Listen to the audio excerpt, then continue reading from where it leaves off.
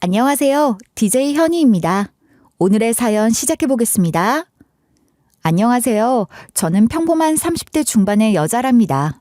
아직 나이가 많은 것은 아니지만 제가 살아온 사연은 조금 굴곡이 많았어요. 가정 환경이 남들과는 다르게 복잡한 사연이 있었거든요. 그 사이에서 마음의 상처도 많이 받고 또 울기도 많이 울었죠. 하지만 누구 하나 쳐다보지도 신경 쓰지도 않는 저에게도 희망이라는 것은 있고 또 그 희망을 믿고 노력하면 제가 극복하지 못할 일들은 없더라고요. 하지만 최근에는 이런 믿음조차도 뒤집어 엎을 정도의 큰일을 겪기는 했지만요. 모든 어려움을 극복하고 희망을 가졌던 시기에 저의 운명을 다시 집어삼킨 그 시련은 또다시 좌절하게 했죠. 하지만 모든 일이 그렇듯이 힘든 일이 있으면 또 얻는 교훈도 있는 것 아니겠어요?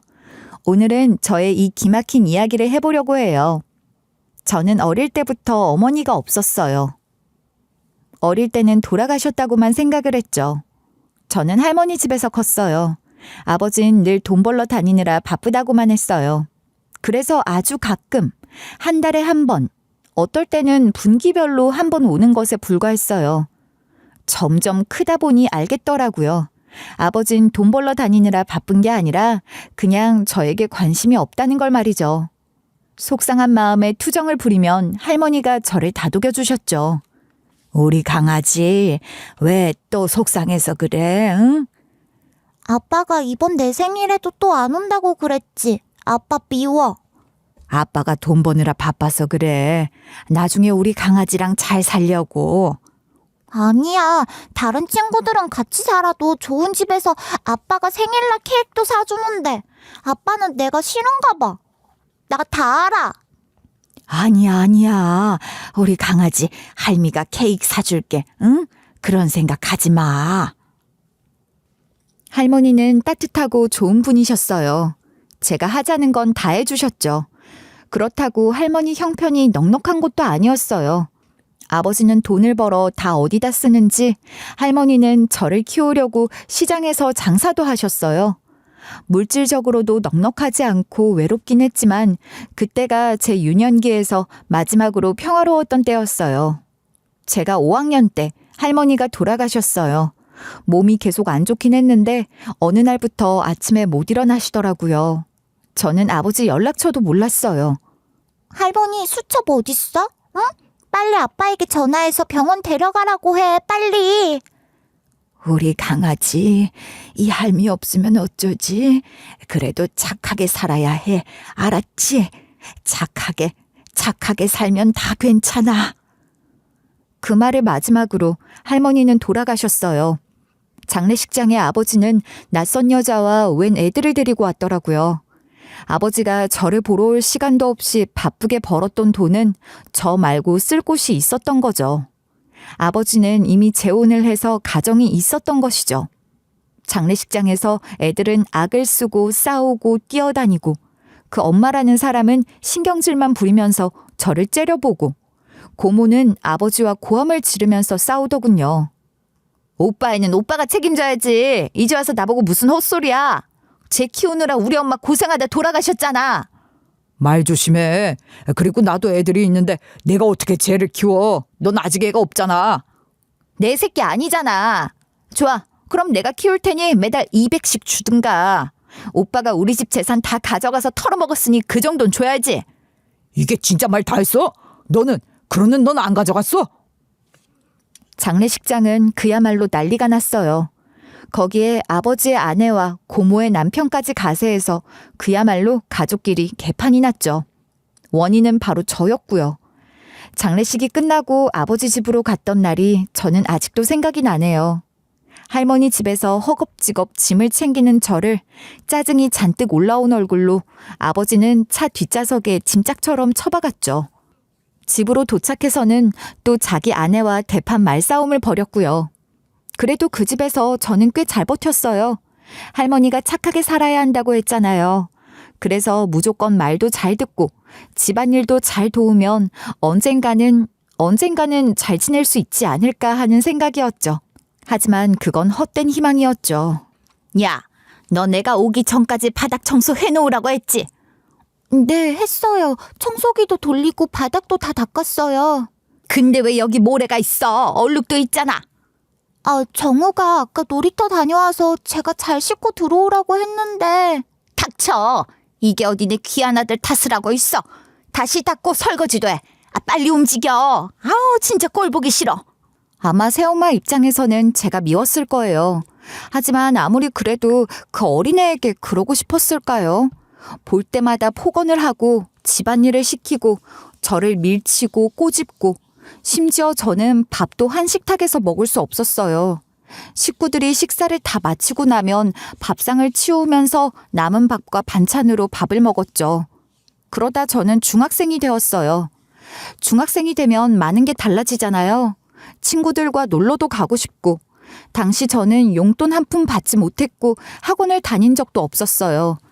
그래서 친구들과 학교 끝나고 같이 학원도 가고 분식집에서 떡볶이도 먹고 하는 게 너무 부럽더라고요. 그래서 몇 달 동안 고민을 하다가 새엄마에게 말을 꺼냈죠. 저기, 어머니, 정말 죄송한데요. 저 학원을 다니고 싶어요. 뭐? 어딜 다니고 싶어? 딱 한 달이나 2달만이라도요. 요즘 애들이 전부 수학학원을. 짝! 갑자기 눈앞에서 별이 번쩍하더라고요. 새엄마라는 여자가 제 뺨을 갈긴 거였죠. 새엄마는 제 머리채를 쥐어뜯고 서슴없이 주먹과 발길질을 하더라고요. 네가 미쳤구나, 미쳤어. 이 미친년이 먹여주고 재워주는 것도 모자라서 뭐가 어째? 야, 나가 이 미친년아. 잘못했어요. 제가 잘못했어요. 네 년에게 돈 쓸 바에 내가 먹고 죽을 거야. 내 자식 키우기도 힘든데 어디서 이런 거지 같은 게 와서 뭐 학원이 어째? 키가 차서.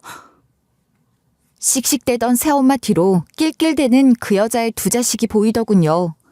무슨 마음이었는지 모르겠지만 저는 그 길로 집을 나왔어요. 맞은 건 처음이기도 했고 이제 뭔가 내 안에서 한계에 이르러 도저히 참을 수 없다는 생각이 들더라고요. 집을 나오긴 했지만 그때까지 얌전한 모범생이었던 제가 갈 곳은 없었죠. 길을 헤매다 경찰서에 가게 되었는데 아버지란 인간은 나오지 않더라고요. 그래서 결국 고모에게 연락이 가서 고모가 저를 데리고 갔어요. 고모라고 제가 좋았겠어요? 저를 집에 처박아 두고는 온갖 욕을 하더니 어디론가 한참 전화를 해서는 누군가를 불러냈어요. 놀랍게도 그 사람은 제 엄마였어요. 엄마는 죽은 게 아니더라고요. 그냥 핏덩이인 저를 버리고 아빠와 헤어져서 한 번도 저를 찾지 않은 것뿐이었어요. 충격으로 얼어있는 저를 힐끗 보더니 엄마는 한참을 고모와 투닥거리더라고요. 그러다 무슨 말이 통했는지 저를 데리고 가기는 했어요. 하지만 태어나 처음 보는 엄마라는 인간도 막장이긴 마찬가지였죠.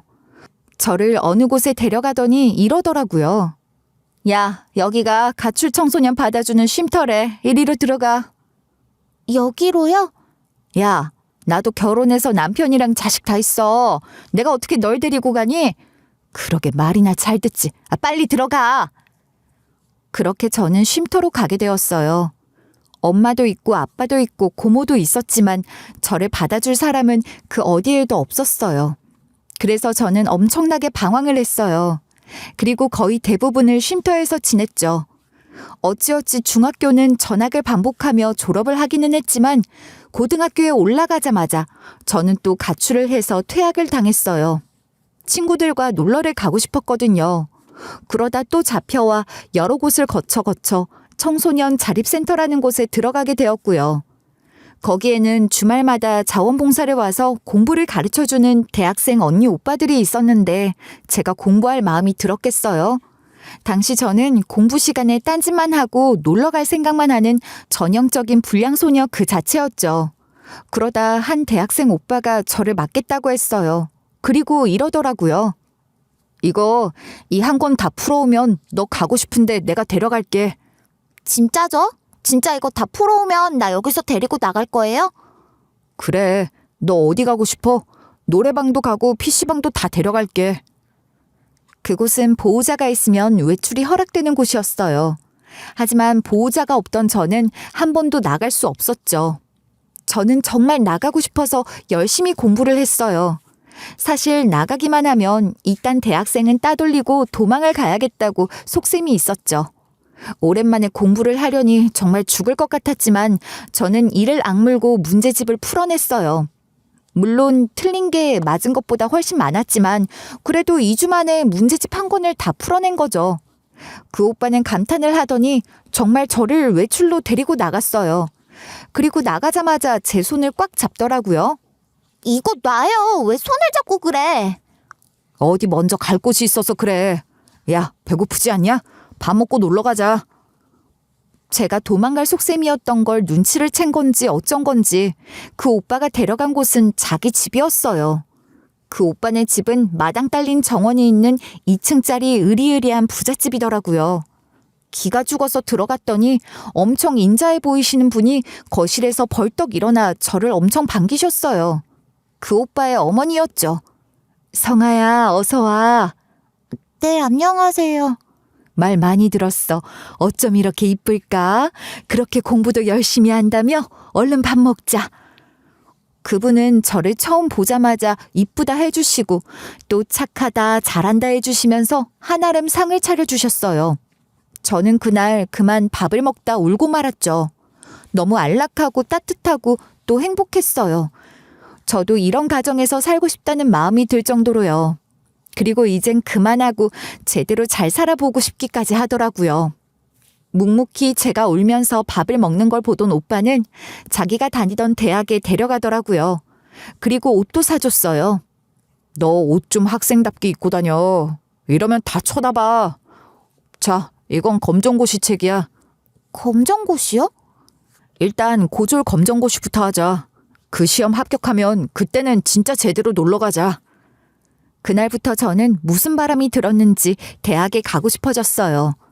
등록금이고 뭐고 생각도 안 하고 그냥 무작정 공부를 하고 또 공부를 했죠. 가끔 주말마다 그 오빠네 집에 가서 밥 먹고 오는 것이 저의 유일한 힐링이었어요. 그렇게 공부를 해 검정고시에 합격하고 저는 바로 대입에 매달렸어요. 아르바이트를 하면서 돈도 모았고요. 그러다 나이가 차서 쉼터에 나오게 되었을 때 오빠가 작은 오피스텔도 얻어주셨어요. 정말 죄송했지만 저도 그 도움 외에는 어디 갈 곳이 없었어요.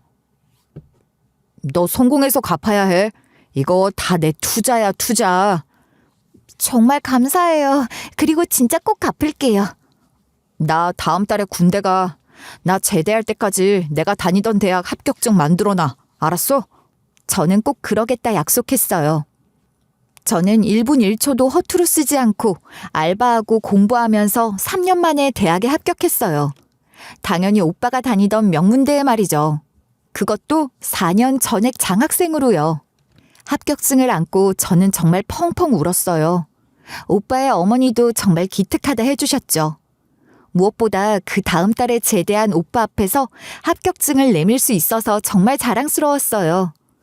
저는 그렇게 제대한 오빠와 같이 대학을 다녔죠. 물론 대학을 다닌다고 해서 제 생활이 단번에 달라지지는 않았어요. 생활비를 벌기 위해 아르바이트도 해야 했고 장학금을 유지하려면 공부도 게을리할 수 없었으니까요. 하지만 그 와중에도 저는 늘 오빠와 같이 점심을 먹고 같이 붙어 다녔어요. 그러다 보니 학교에서 소문이 났더라고요. 제가 과에 붙어 있지 않는 이유가 경영학과 복학생과 연애를 하기 때문이라나 뭐라나. 동기들에게 그 말을 전해 듣고 얼마나 빵 터졌는지. 오빠, 자꾸 붙어 다니니까 우리 둘이 사귄다고 소문나. 우리 좀 따로 다니자. 우리 사귄다고 소문이 났어? 나쁘지 않네. 나쁘지 않다니. 왜 다른 사람 이야기하듯 해. 이러다 진짜 오해해. 왜 싫어? 난 좋은데? 우리 이 정도면 사귀는 거 아니야? 너 설마 딴 남자 있어? 하긴 생각해보면 그렇긴 했어요. 오빠는 제가 방황하던 시기에 어디 나갔다 도망갈까봐 늘 손을 꽉 잡고 다녔는데 그러다 보니 손잡고 다니는 게 습관이 되었거든요. 그래서 매일 만나서 손잡고 다니고 수업이 끝난 저녁에도 만나고 제가 알바가 끝나면 데리러도 오고 그랬어요. 솔직히 저도 이제는 이 오빠 없으면 못 살 정도라고나 할까요? 눈치채셨겠지만 제가 검정고시 공부를 할 때부터 저는 오빠를 좋아하고 있었죠. 하지만 늘 제 마음에 걸렸던 것이 있었어요. 이런 제가 오빠 같은 부잣집 아들을 만나도 될까 하는 고민이었죠. 어찌저찌 사귀는 사이가 되고 얼마 안 있다. 어머니가 밥을 먹으러 오시라고 해서 간 날 어머니가 문득 그러더라고요. 너 세연이랑 사귀는 사이가 되었다며. 아, 어머니, 그건 제가 죄송해요. 미리 말씀을 못 드리고. 성아야, 그래서 말인데 언제 시집 올래? 응? 네? 시집이요? 생각 같아선 지금 시집 와서 엄마랑 살자고 하고 싶지만 또 대학 나오면 하고 싶은 일도 있을 것 같고 졸업하고 한 2년만 시간 주면 돼? 저는 그 이야기를 듣자마자 펑펑 울었어요. 제 가족은 저를 버렸지만 이 사람들은 저를 처음부터 따뜻한 가족으로 받아들여 주었다는 사실이 가슴을 벅차게 했죠. 저는 어머니를 껴안고 바로 결혼하겠다고 했어요. 그렇게 저는 그 다음 해 오빠가 졸업을 하자마자 결혼 준비를 하게 되었죠. 알고 보니 오빠네 집안도 약간 복잡한 사정이 있기는 하더라고요. 오빠네 집안은 예전부터 큰 사업체를 운영하던 집안이었고 시어머니도 부잣집 딸이었다고 하셨어요. 그런데 시아버지가 원래 바람기가 엄청난 사람이었던 거죠. 결혼을 하고 오빠가 태어난 이후에도 바람을 피우는 게 한두 번이 아니었대요. 그걸 시어머니의 시부모님, 그러니까 오빠의 할아버지 할머니가 몰래 다 처리를 하셨고요. 아마 예전 돈 좀 있는 집 사람들이 많이 그랬듯이 돈 좀 쥐어주고 떼어내고 그러셨던 모양이었어요. 그래도 모두 조강지처는 안 버리겠거니 생각을 하셨대요. 하지만 시아버지는 바람으로 끝나지 않았던 거죠. 무슨 탤런트 비슷한 여자랑 바람이 나서 아예 집을 나가버리신 거였어요. 거기에 그 여자가 애까지 생겼다며 이혼을 하겠다고 한 거죠. 그러자 오빠의 할아버지가 크게 분노하셨다고 했어요. 지금 이혼을 하면 너랑 나랑은 끝이다. 이 집 재산은 한 푼도 너에게 못 준다. 아버지, 그런 법이 어디 있어요. 그러면 계속 살라고요? 곧 태어나는 애는 어쩌고요?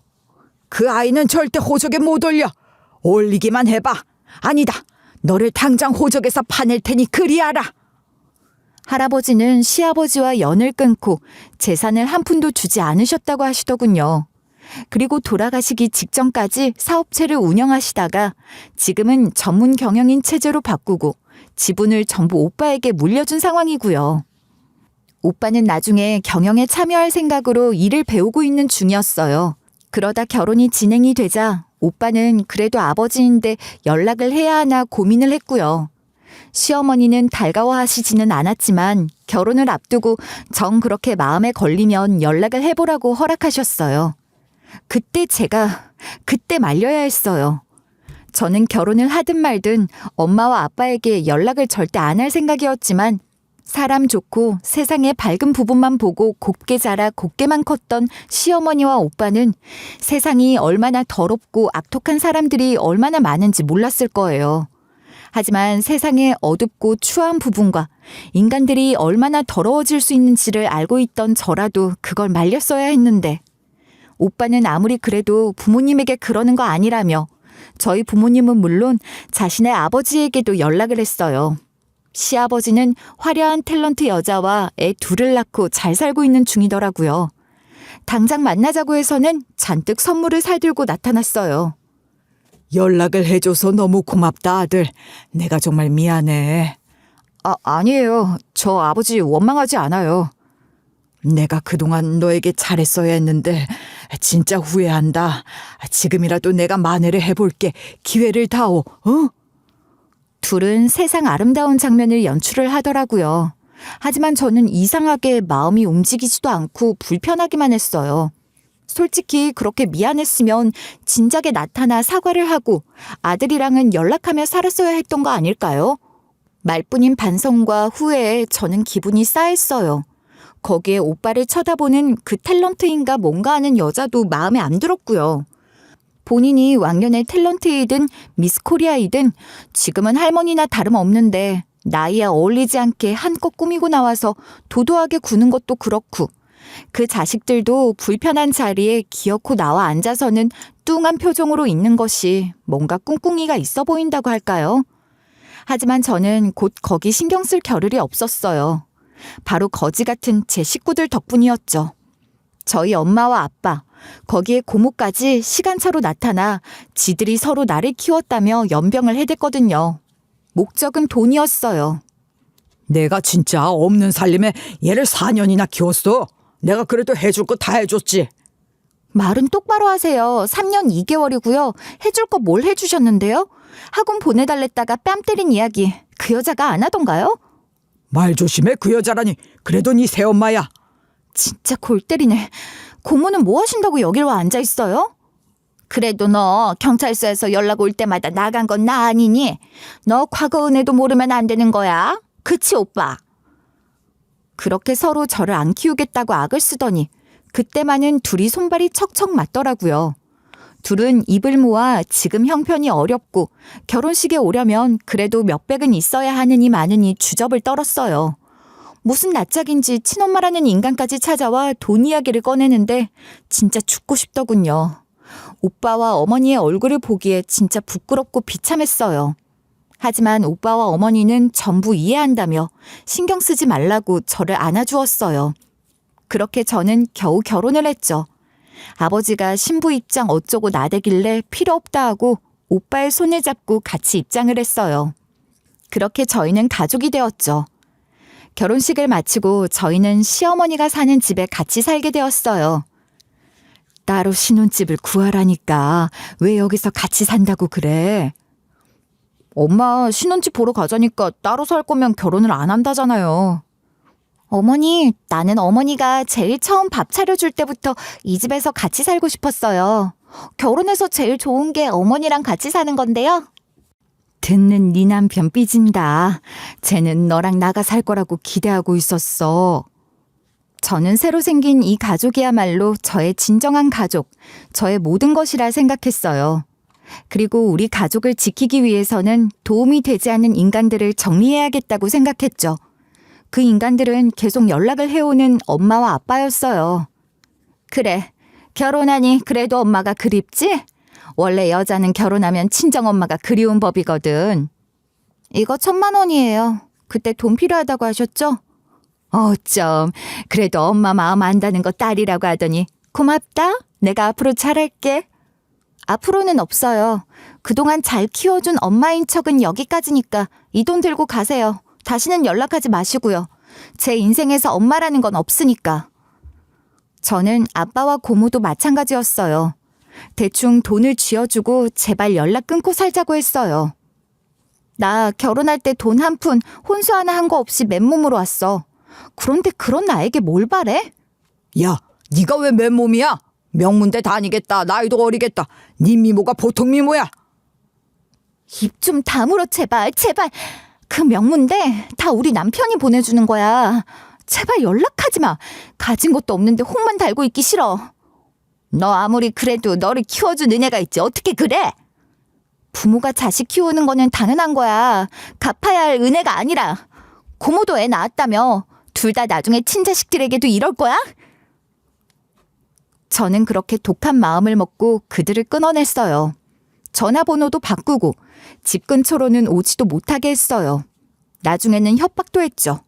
친엄마에게는 친자식들에게 알리겠다 했더니 금방 꼬리를 내리고 사라지더군요. 아빠에게는 이런 식으로 나오면 네 자식들 학교에 내가 한번 찾아갈 거라고. 고모에게는 시댁에게 하소연 좀 하겠다고 했더니 겨우 사라졌던 것이죠. 나에게는 그렇게나 독하고 독한 인간들이 지 새끼와 지 가족들은 어떻게나 소중한지 참 씁쓸했어요. 그렇게 그들을 정리하고 저희는 잘 지냈어요. 남편도 회사 전무로 들어가 잘 적응하는 듯 했고요. 가끔 고민에 잠겨 있거나 너무 바빠서 얼굴 볼 시간이 없어진다는 건 외에는 구런대로 다 좋았어요. 저는 어머니와 둘이 깨를 볶으면서 살았고요. 그러던 어느 날 출장을 가야 한다고 새벽부터 집을 나선 남편이 밤늦도록 연락이 되지 않더군요. 아직도 전화가 안 돼? 네, 회사에서는 출장지를 정확히 모르고 전화도 안 받고 걱정이네요. 어딜 가면 시간 맞춰 딱 전화하던 애가 이상하네. 곧 오겠지. 바쁜가 보다. 전화 오네요. 울리는 벨소리에 반갑게 받았던 전화는 그러나 남편이 아니었어요. 낯선 남자가 충격적인 말을 하더군요. 사고가 났어요. 얼른 오셔야겠습니다. 박세현 씨가 사망했어요. 믿을 수 없는 이야기였죠. 시어머니와 헐레벌떡 달려가니 병원 영안실이었어요. 아니라고, 그럴 리가 없다고, 얼굴을 봐야 하겠다고 하자 경찰이 말리더라고요. 이미 불이 심하게 나 시신이 다 타서 충격받으실 거라고. 신분증과 옷으로 확인이 되었으니 보시지 말라고. 그 소리에 시어머니는 그 자리에서 혼절을 하셨어요. 이럴 수는 없었죠. 시어머니와 저는 서로를 꼭 붙들고 간신히 버티면서 눈물로 장례식을 치렀어요. 제가 결혼한 지 불과 1년도 안 되던 시점이었죠. 장례를 치르는 내내 그런 생각이 들더라고요. 그럼 그렇지, 내가 이렇게 행복해질 리가 있겠어? 내 팔자에 이렇게 행복해질 리가 없지. 그래서 그런 거야, 그래서.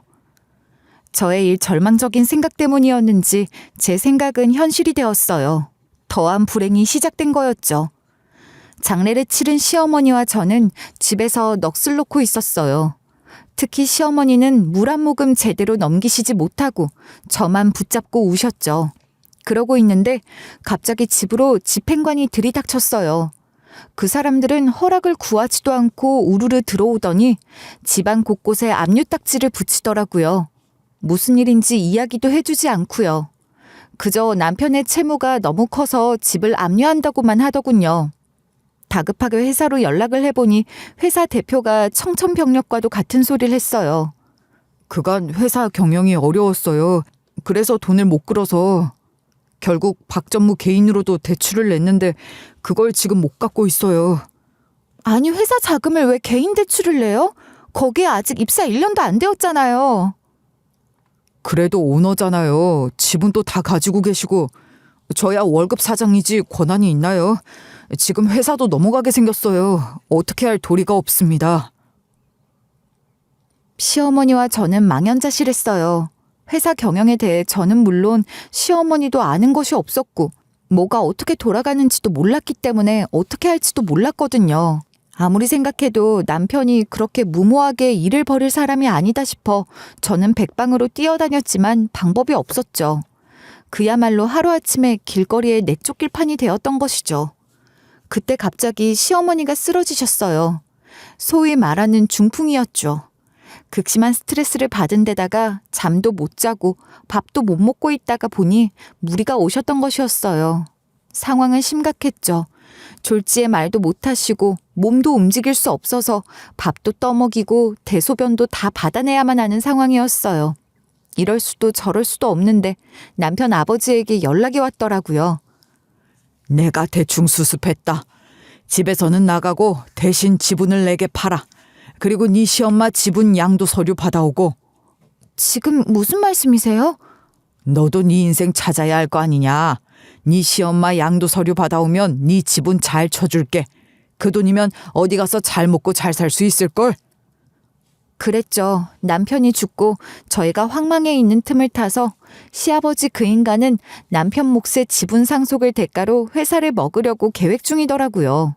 남편 몫의 지분은 시아버지와 시어머니 그리고 제가 3분의 1씩 가져가게 되었는데 저보고 지분을 내놓고 사라지라는 거였어요. 하지만 시아버지는 저를 잘못 봤어요.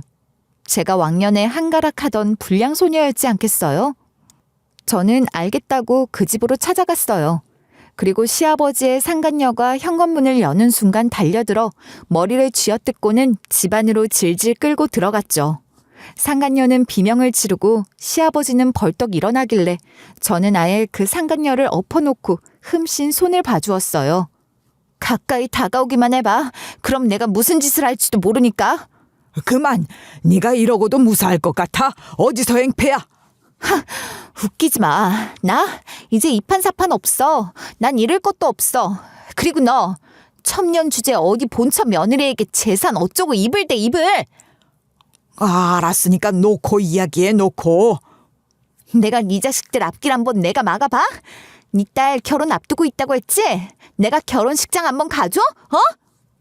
저는 그동안 감추고 있던 모든 본능을 꺼내어서 난리를 한번 쳐댔어요. 그리고 소송을 하겠다고 설쳐댔죠. 그러자 지분을 내놓으라는 이야기는 쏙 들어가더라고요. 경영이고 회사고 뭐든 알아서 하시고 대신 우리 살 집 하나만 마련해줘. 그럼 죽은 듯이 살 테니 지분 이야기는 다시는 꺼내지 말고. 저는 경영권이며 뭐며 다 동의를 해주었어요. 남편 아버지는 외곽에 작은 아파트 하나를 구해주더군요. 저는 거기에 몸이 불편한 시어머니를 모시고 들어갔죠. 그리고 힘든 시간은 계속되었어요. 처음 1, 2년 정도는 시어머니가 가지고 있던 예금으로 어떻게든 근근히 버텼어요. 하지만 어머니 약값이며 병원비가 생각보다 많이 들더라고요. 게다가 저는 아직 대학 졸업도 못한 상황이었잖아요. 거기에 한시도 눈을 뗄 수 없는 환자가 집에 있는 상황에 일을 구하기도 쉽지 않았죠. 하지만 어떻게든 버텨가며 2년 정도 최선을 다해 병간호를 했더니 시어머니 병세도 많이 나아지시더군요. 아직 한쪽이 불편하기는 하지만 이제 혼자서 화장실도 가고 밥도 미리 간단히 차려놓으면 식사도 하실 수 있을 정도는 되셨고요. 그래서 그날 이후로 저는 낮 시간에 할 수 있는 일은 닥치는 대로 다 했어요.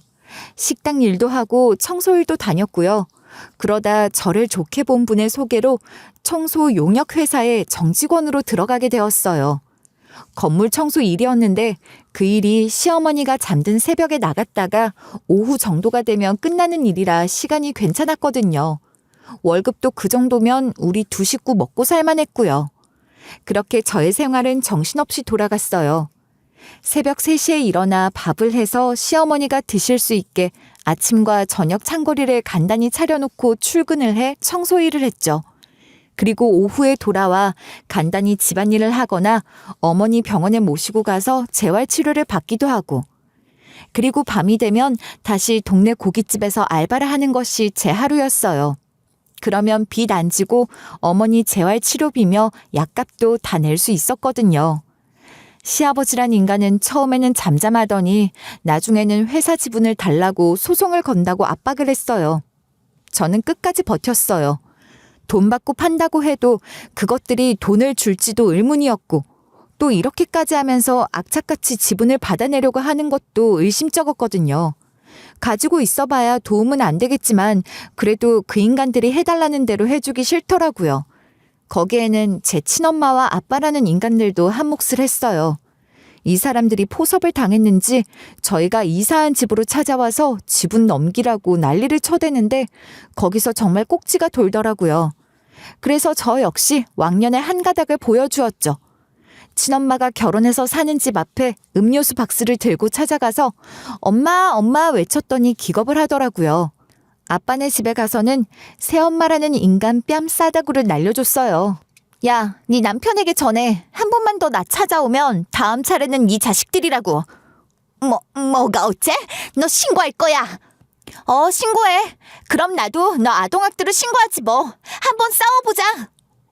저를 한번 건드릴 때마다 정말 미친년이 어떤지 보여줬더니 물러서더군요. 다행이었어요.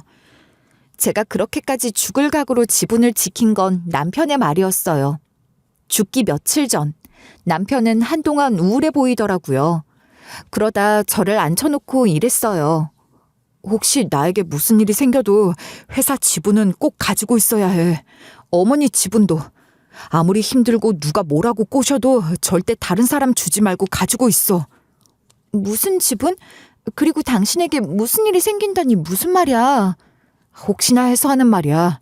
나에게 무슨 일이 생기면 내 지분은 당신과 어머니에게 갈 거야. 그러니 명심해. 꼭 가지고 있어야 해. 알았지? 그때는 무슨 그런 말을 하냐고 했지만 이게 어쩐지 유언인 것 같기도 해서 마음에 걸리더라고요. 시어머니는 저녁마다 제 손을 잡으면서 우셨어요. 제가 몸이 쑤시거나 힘들어하는 기색만 보이면 제 손을 주물러 주시면서 눈물을 흘리셨죠. 미안하다, 미안해, 우리 성아. 내가 잘해주려고 했는데. 엄마, 뭐가 미안해요. 나 외롭지 않게 같이 지낼 가족이 있어서 행복해. 그러니 우리 엄마 저만 믿어요. 내가 호강시켜드릴게. 그렇게 세월이 갔어요. 어느덧 5년이 흘렀죠. 남편이 보고 싶었지만 그리워할 새도 없었어요. 매일매일 해내야 하는 일들이 너무 많았거든요. 그러던 어느 날 새벽에 회사에 출근을 했는데 반장이 새 주소를 주더라고요. 여기 가봐요. 여기서 최 씨 아줌마를 보내달래. 저를요? 왜요? 몰라요. 딱 최 씨 아줌마를 찍어서 보내달래. 뭐 실수한 거 없냐 해도 아니라는데 뭐 아줌마 사고치고 다녀요? 어리둥절했지만 뭐 별 수 있나요? 저는 일단 알려준 주소로 갔죠. 도착한 곳은 큰 신축 빌딩이었어요. 이른 새벽이라 아직 사람도 없었는데 정문으로 가자 경비원이 내게 달려와 넙죽 인사를 하더니 이상한 말을 하더라고요. 여사님 오셨습니까? 회장님께서 곧 오신답니다. 예? 사람 잘못 보셨어요. 제가 당황해서 이러는데 저쪽에서 누군가가 걸어오더라고요.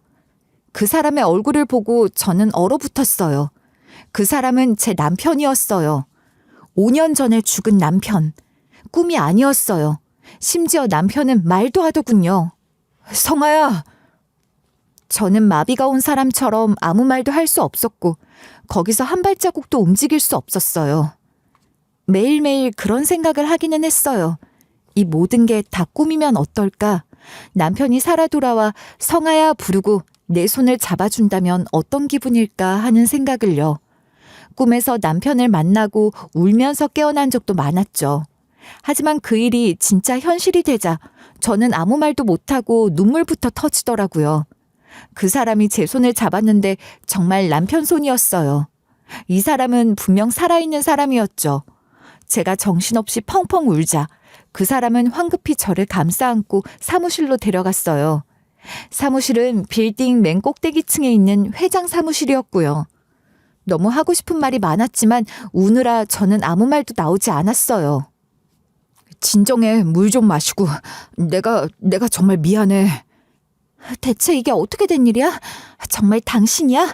당신 맞아? 맞아. 그때 죽은 건 내가 아니었어. 다 이게 우리가 살아남기 위해서 어쩔 수 없이 한 행동이야. 이 모든 일의 원흉은 시아버지였어요. 시아버지는 다시 회사를 빼앗기 위해 호시탐탐 재산을 노리고 있었던 것이죠.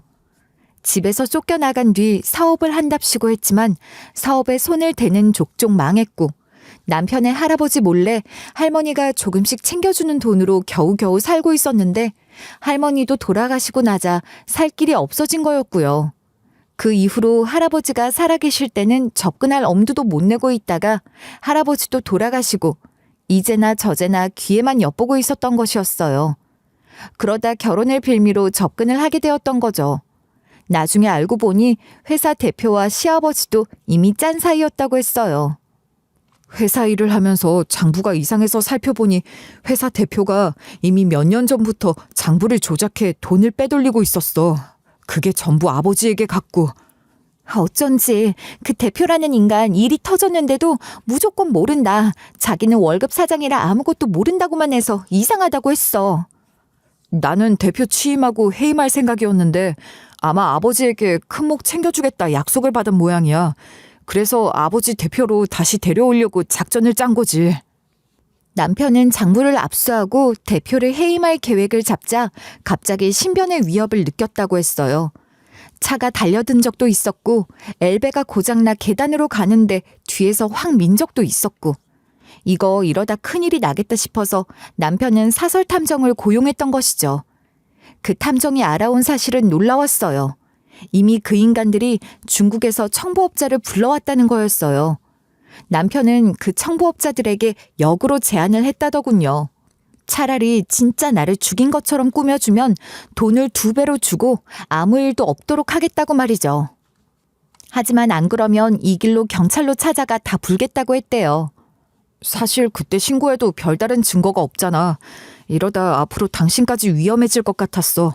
다행히 그 업자들이 알겠다고 하더라고. 그럼 그 사고도 그때 그 시신 전부도 그 사람들이 꾸민 일이야? 나는 시킨 대로 내가 타고 나간 차량, 입고 있던 옷만 전해준 거야. 그 사람들이 2년 정도 어디 숨어 있으라고 했거든. 아무리 그래도 우리에겐 이야기를 해줬어야지. 어머니가 얼마나 놀랐는지 알아? 그 업자 조직이 감시를 한다고 했어. 들키면 끝장이고 자기들도 위험하니 절대 안 된다고. 내가 정말 미안해. 사실 남편은 우리가 위험해질까봐 사실을 말하지 못한 것이라고 했어요. 그런 청부업을 하는 조직은 대부분 외국에 적을 두고 있는 데다가 처음 보낸 사람이 실패하면 될 때까지 다른 사람을 보낸다고 하더군요. 그래서 남편이 역으로 계약을 한 것이 들키면 그 사람들도 큰일이 나고 남편은 다시 표적이 되는 거였죠. 그래서 관심이 없어질 때까지 숨어 있어야 했고요. 하지만 남편 역시 그렇게 오래는 몸을 숨길 생각은 아니었대요. 원래 계획은 장례식만 마치고 찾아와 사실을 이야기할 생각이었는데 시어머니가 쓰러지셨던 거죠. 거기에 그 주변으로 아기처럼 시아버지 식구와 제 친정 식구들이 있어서 접근을 할 수도 없었던 것이고요. 매번 지켜는 보고 있었지만 그 인간들이 어찌나 거머리처럼 붙어 있는지 보는 자기가 다 징그럽고 애가 달았다고 했어요. 그러다 시간이 지나 겨우 시선을 다 따돌린 뒤 저를 이렇게 따로 불러 만난 것이라고도 했고요. 내가 정말 당신에게 죄를 졌어. 그리고 어머니 잘 돌봐줘서 너무 고마워. 이 은혜 절대 안 잊을 거야. 지금 그게 문제야? 어머니 돌아가실 뻔했어. 어떻게 이런 일을 저지를 수가 있어? 이제 때가 되었어. 내가 앞으로 당신 50년간 절대 울 일 없도록 해줄게. 남편은 저를 꼭 안아주었어요. 그 품에서 저는 한참을 울었죠. 남편은 그 길로 바로 저를 차에 태워서 집으로 갔어요. 시어머니는 살아 돌아온 아들을 보고 다시 펑펑 우셨죠. 그렇게 저희 세 식구는 다시 무사히 재회를 하게 된 것이죠. 꿈 같은 하루를 보내고 난 다음 날, 남편은 바로 경찰을 찾아가 고발을 했어요. 그리고 경영권 소송도 시작했죠. 모든 법적인 준비는 끝나 있더군요. 변호사들도 모든 증거를 정리하고 대기를 한 상황이더라고요. 남편은 그 사이 나름 성공한 재력가가 되어 있었어요. 자신이 자취를 감출 때 다시 돌아와 회사를 되찾을 기회를 만들기 위해서 미리 많은 준비를 했다고 하더라고요. 회사 여유 자금과 할아버지에게 받은 유산, 그리고 다른 현금과 증권들을 전부 다른 이름으로 바꾸어서 만들어 놓았던 것이죠. 그리고 숨어 있는 동안 가족이 그리운 만큼 그걸 토대로 부동산에 투자해 지금의 건물을 지은 것이죠. 그 와중에 다른 사업도 시작해서 그것도 꽤 중견으로 키워놓고 있었고요. 그야말로 일에만 미쳐서 살았던 것 같더라고요. 저는 남편의 경영 감각에 감탄을 했죠. 죽었던 사람이 살아 돌아오니 당연히 난리가 났죠. 시아버지는 남편의 얼굴을 보자마자 기절할 듯 얼굴이 허옇게 질려서는 온몸을 부들부들 떨기까지 하더라고요. 왜? 귀신이라도 본 것 같아요? 아들 귀신이 자기 죽인 아버지에게 찾아왔을까봐? 뭐라고? 나오시죠. 거기 당신 자리 아니니까. 경찰이 곧 올 거예요. 그러니 얌전히 잡혀가시는 게 좋을 거예요. 무슨 말이야? 나는 반가웠어 그랬어. 세연아, 너 살아있었니?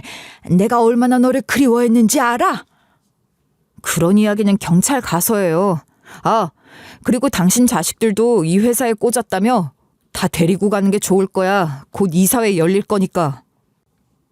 시아버지는 즉시 회사에서 쫓겨났어요. 남편이 돌아오자마자 연 이사회에서 바로 해임이 되었죠.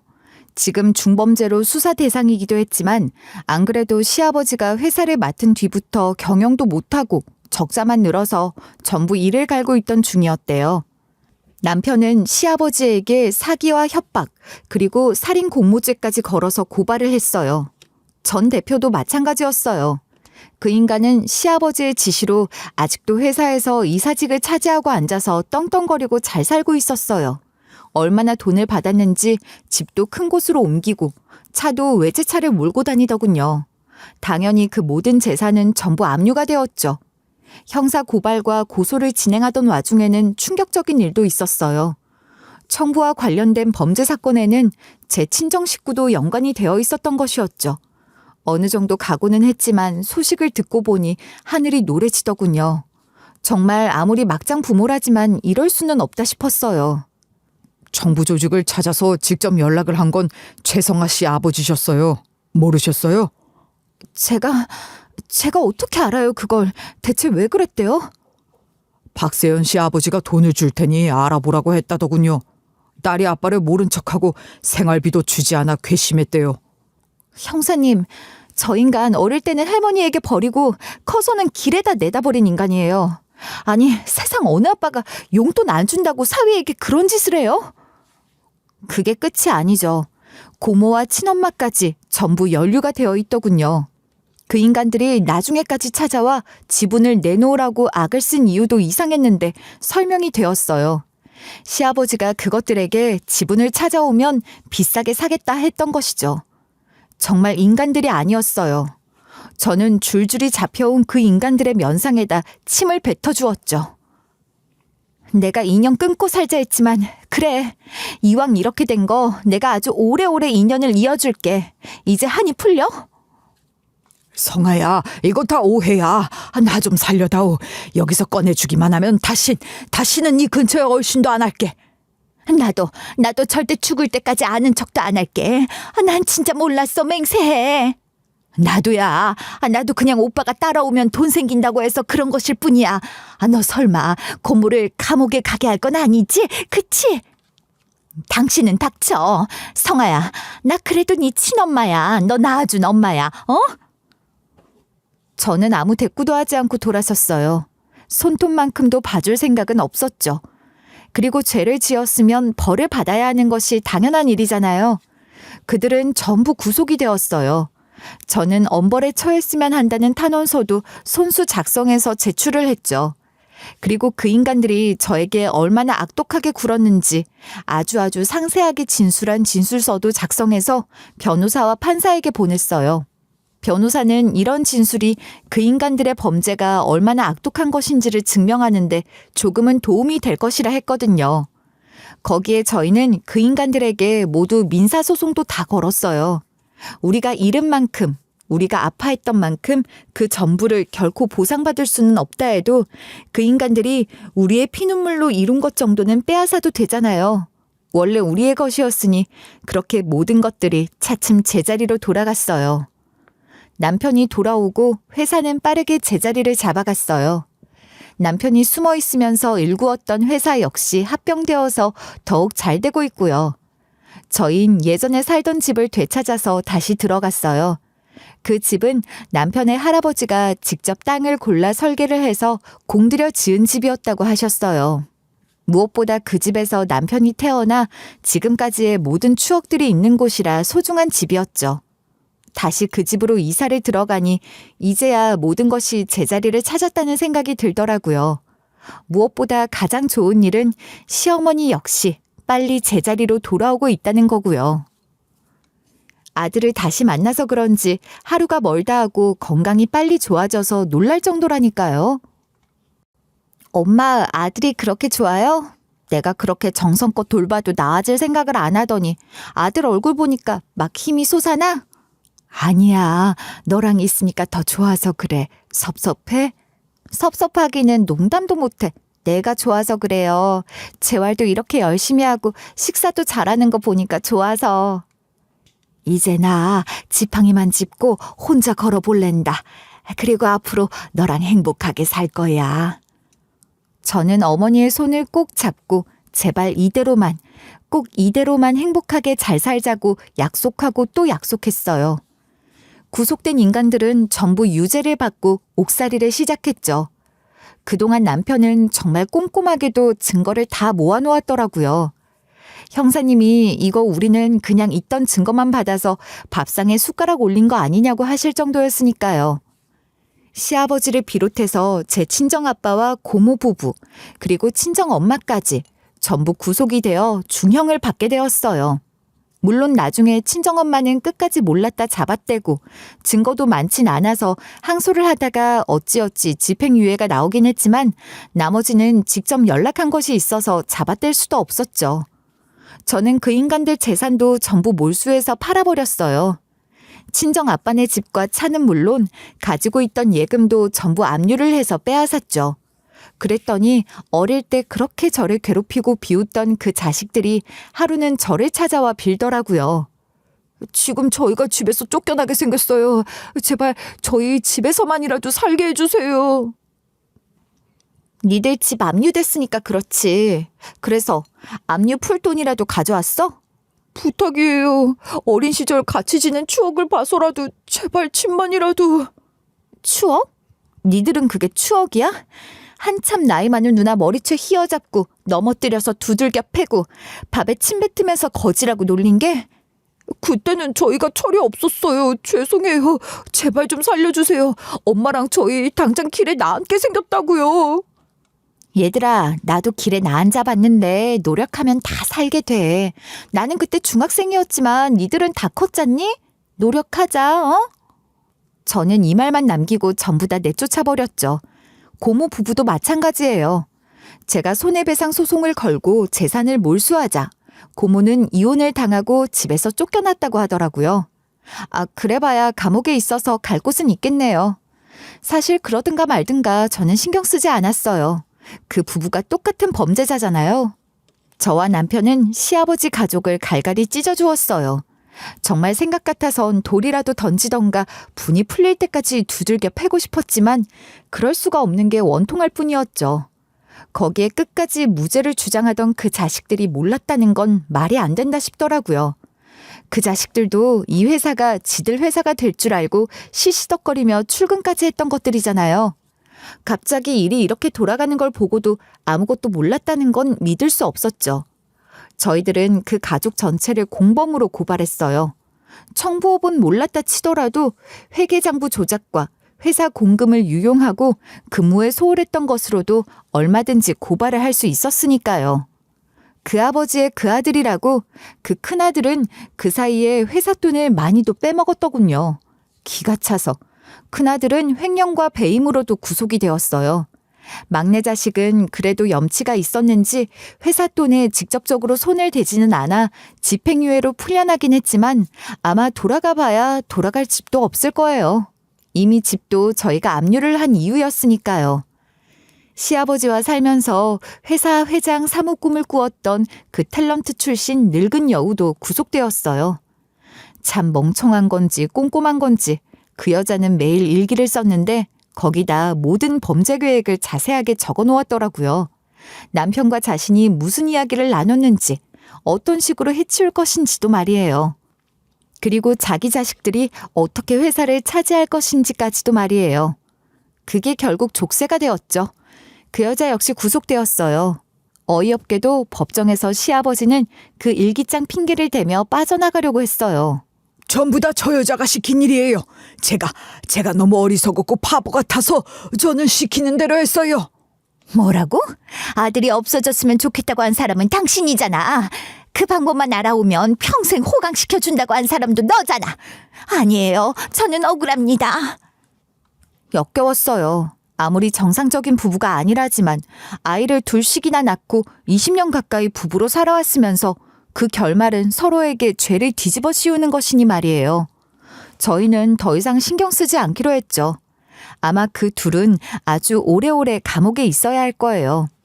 저는 요즘 다시 이사한 집에서 대학을 마저 졸업하기 위해 공부를 시작했어요.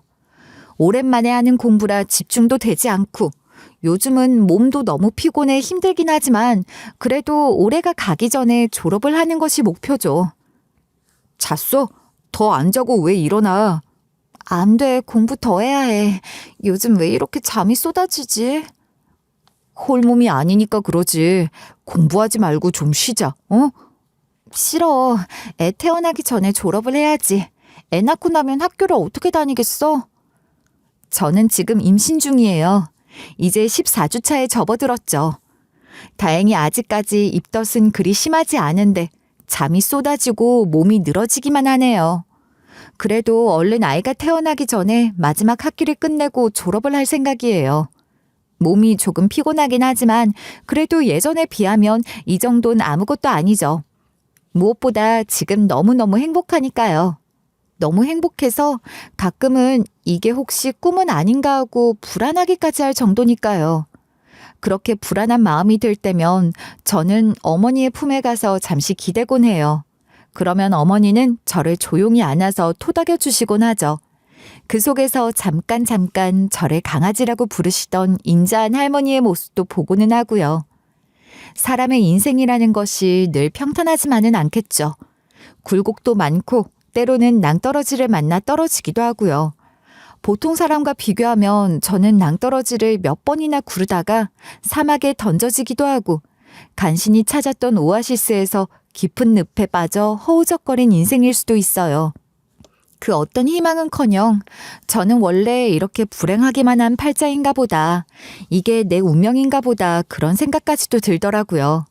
하지만 이제는 아니에요. 그 어떤 일이라 해도, 그 어떤 어려움이라 해도 그냥 버티면서 하루하루를 살아내면 그게 결국 어려움을 이겨내는 거라는 걸 알았으니까요. 희망이 없어 보여도, 나아질 길이 없어 보여도 그냥 하루만 더 열심히 살아보자 하다 보면 모든 일에는 끝이 있고 또 나아지는 일도 생기더라고요. 그러니 혹시 이 방송을 듣는 분들 중에 지금 좌절과 시련에 넘어지신 분들이 있어도 꼭 이 말씀을 해드리고 싶었어요. 아무리 힘들고 어려워도 그냥 오늘 하루, 그리고 내일 다가올 오늘 하루만 잘 살아내시면 그날들이 쌓이면 어느 순간 이 시련은 이겨내지실 거라고요. 그리고 꼭 다시 행복해지실 거라고 말이죠. 제가 그렇듯이 말이에요. 저의 긴 이야기를 들어주셔서 감사해요. 제 사연을 들은 모든 분들의 앞날에 부디 건강과 행복이 가득하시기를 빌게요. 감사합니다.